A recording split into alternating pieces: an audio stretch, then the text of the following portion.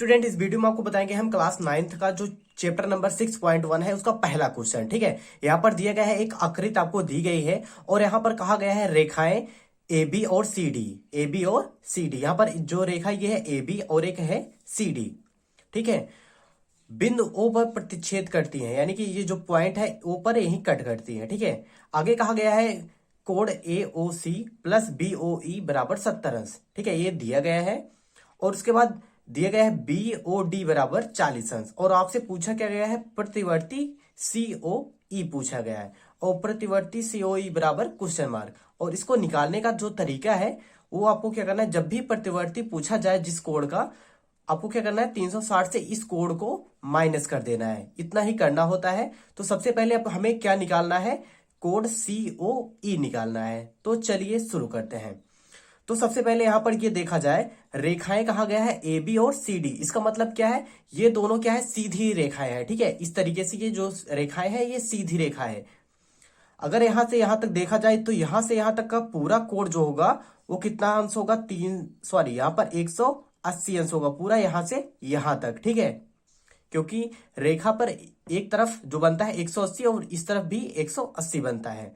तो सबसे पहले देखा जाए, यहां पर जो क्वेश्चन में दिया गया है बी ओ डी बराबर 40 अंश। ठीक है, बी ओ डी ये वाला कोण जो 40 अंश दिया गया है, तो शीर्षाभिमुख से ये भी कोण कितना हो जाएगा, 40 अंश। ठीक है, शीर्षाभिमुख कोण से ये भी कितना हो गया, 40 अंश हो गया। आप इसे लिख भी सकते हैं।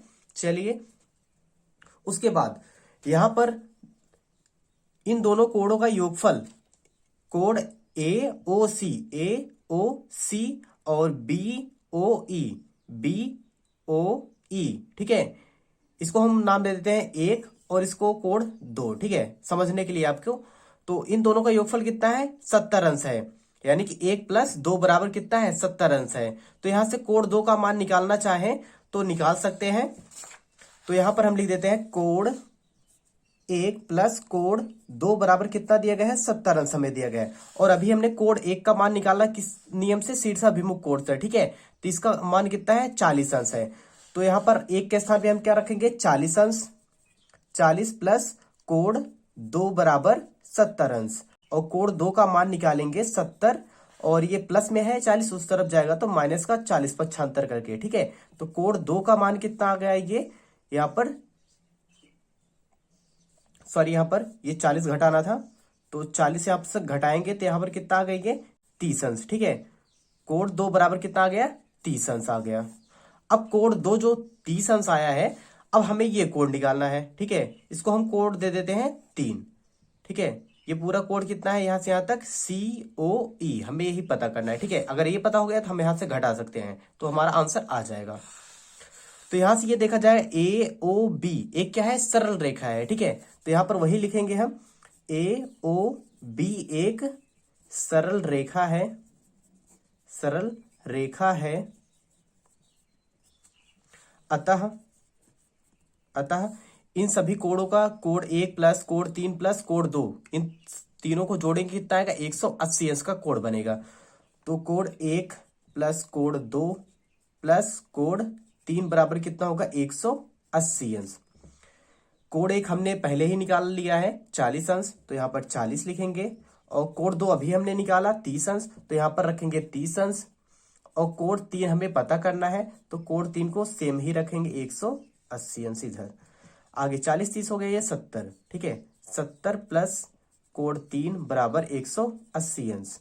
तो कोण 3 बराबर 180 माइनस 75 करके आएगा इस तरफ, माइनस का 70, यानी कोण 3 बराबर हो गया 110 अंश। और कोण 3 हमने किसको माना था, सी ओ ई। ठीक है, अतः सी ओ ई बराबर कितना आ गया, 110 अंश। ठीक है, यहां तक की बात सभी को क्लियर है। अगर यहां तक आपको समझ में आ गया तो ये क्वेश्चन आपके लिए आसान है। ठीक है, अब हमें पता चल गया है सी ओ ई बराबर 110 अंश, लेकिन हमें सी ओ ई नहीं पूछा गया, हमें पूछा गया था प्रतिवर्ती। ठीक है, प्रतिवर्ती यानी 360 से घटा देना है। तो चलिए यहां पर इसको घटा देते हैं, यहां पर रखेंगे 360 माइनस 110। ठीक है, और इसको घटाएंगे, 0 से 0 गए, ये तो 0 ही रहेगा। 6 में से 1 गए, हो जाएगा ये 5, और यहाँ पर 3 माइनस 1 करेंगे तो ये आ गया 2। ठीक है, तो यानी कि इसका आंसर जो आया 250 है।